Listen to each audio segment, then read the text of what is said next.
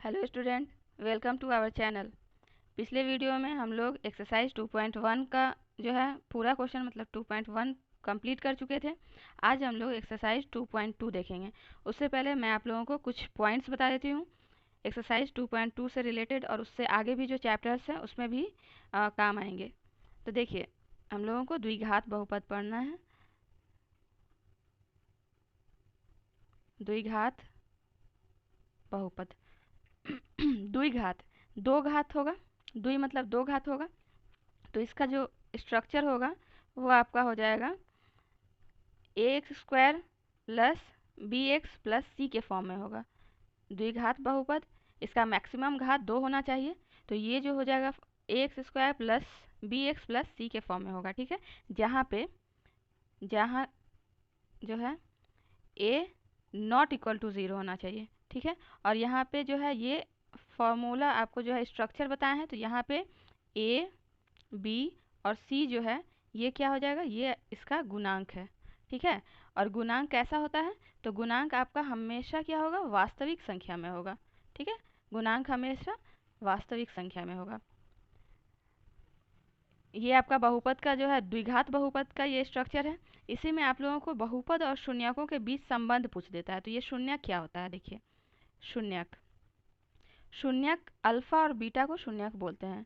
ये अल्फा और ये बीटा है, इसी को क्या बोलते हैं, शून्यक बोलते हैं। अब देखिए शून्यक का फॉर्मूला होता है, तो सबसे पहला है शून्यकों का गुणनफल। ठीक है, ये आपका शून्यकों का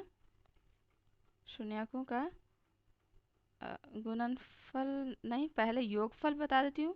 शून्यकों का योगफल, पहले योग जान लेते हैं।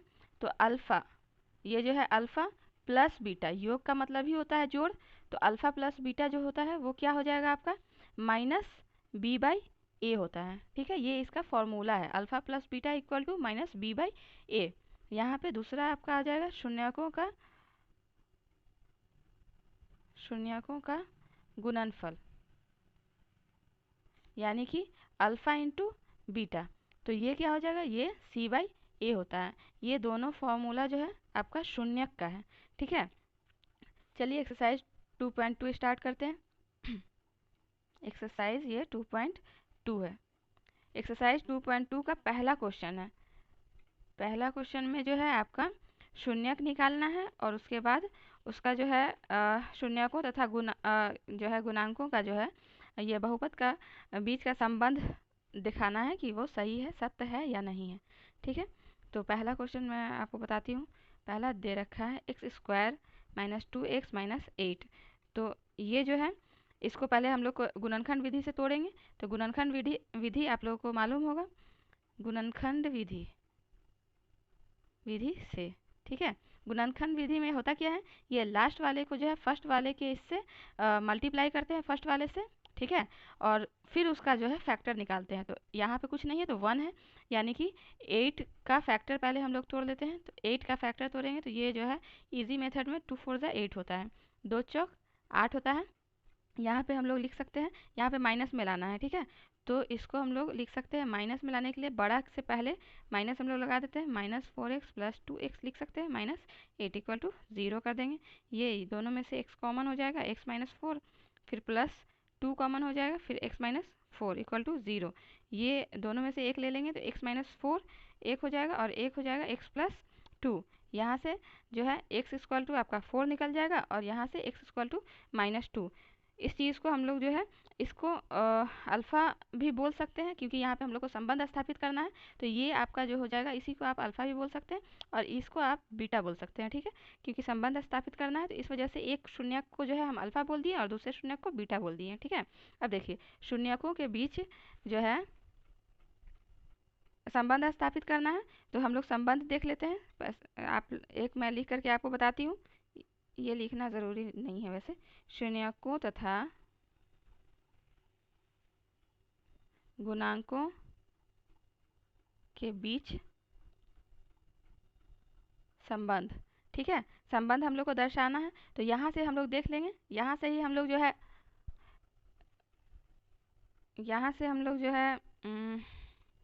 क्या दिया हुआ है, x है, x +1 हो जाएगा, यहाँ पे -2 और -8 हो जाएगा। तो a इक्वल टू यहाँ से क्या हो जाएगा 1, b इक्वल टू हो जाएगा -2 और c इक्वल टू -8। ठीक है, ये हम लोग लिख लिए। अब देखिए, अब शून्यक का योग निकालेंगे। तो सबसे पहला हम लोग क्या करेंगे, शून्यकों का योग, शून्यकों का योगफल, यानी कि अल्फ़ा प्लस बीटा। तो ये क्या होता है -b/a। अल्फ़ा प्लस बीटा करेंगे तो अल्फ़ा का वैल्यू यहाँ पे 4 है, ठीक है, और प्लस बीटा, बीटा का वैल्यू यहाँ पे -2 है, ठीक है, और यहाँ पे -b/a, -b कहने का मतलब माइनस, b का वैल्यू -2 दिया हुआ है, ठीक है, और a का वैल्यू 1 है। तो यहाँ से आपका हो जाएगा 4 प्लस माइनस माइनस, ठीक है, तो 4 - 2 इक्वल टू ये माइनस माइनस +2, यानी कि 4 - 2 2 इक्वल टू 2। ये दोनों आपस में बराबर है, मतलब कि शून्य तथा जो है गुणांक दोनों का बीच जो है संबंध जो है वो सही है। ठीक है, दूसरा हम लोग देख लेते हैं शून्यकों का गुणनफल। तो शून्यकों का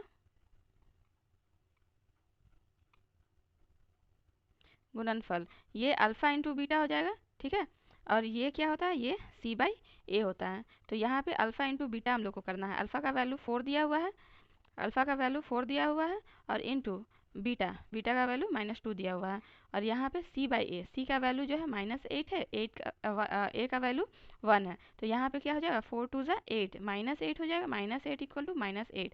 कहने का मतलब है कि यहाँ से भी संबंध सही है। ठीक है, यही हम लोग को प्रूफ करना था। यहाँ पे संबंध पूछ रहा है, इसलिए हम लोग जो है अल्फ़ा बीटा का वैल्यू भी पुट कर रहे हैं। लेकिन अगर सिर्फ शून्य का योग या फिर शून्य का गुणनफल अगर निकालना होगा तो वहाँ पे इसी तरह से ये अल्फ़ा बीटा का वैल्यू छोड़ करके सिर्फ शून्य का योग और गुणनफल निकाल लेंगे।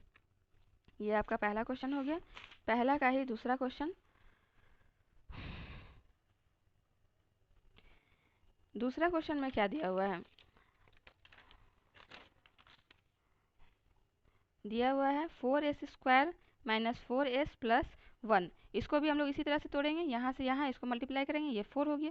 इसको छोटा से छोटा फैक्टर में तोड़ना है तो 2 2 ज़ा 4 होता है। हम लोग क्या लिख सकते हैं इसको अब 4s² - 2s - 2s + 1 लिख सकते हैं इक्वल टू 0।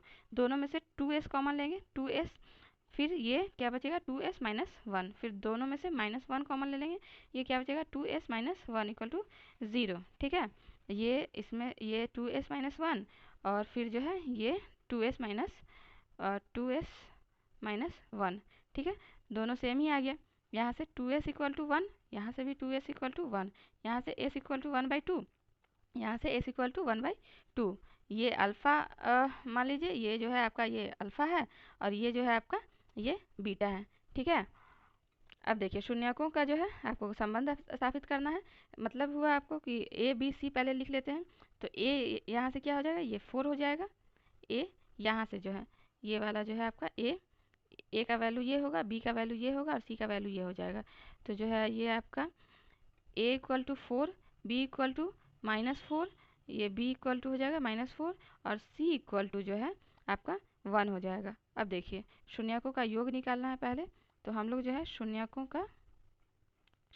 का योगफल लिख लेते हैं। ये आपका हो गया अल्फ़ा प्लस बीटा। ठीक है, alpha plus beta equal to -b/a। Alpha plus beta, यहाँ पे अल्फ़ा का वैल्यू 1/2 है, बीटा का वैल्यू 1/2 है, तो 1/2 + 1/2 इक्वल टू -b/a, -b, तो माइनस और जो है b का वैल्यू -4 है और a का वैल्यू 4 है। ठीक है, यहाँ से आधा और आधा को जोड़ते हैं तो 1 होता है, डायरेक्ट हो जाएगा, और यहाँ से माइनस माइनस प्लस 4/4, यानी कि ये आपका 1 हो जाएगा, यानी कि 1 इक्वल टू 1 हो गया। ये भी प्रूफ हो गया। ठीक, अब एक और है शून्यकों का गुणनफल, हम लोग चेक कर लेते हैं क्या होगा। तो ये हो जाएगा आपका शून्यकों का गुणनफल।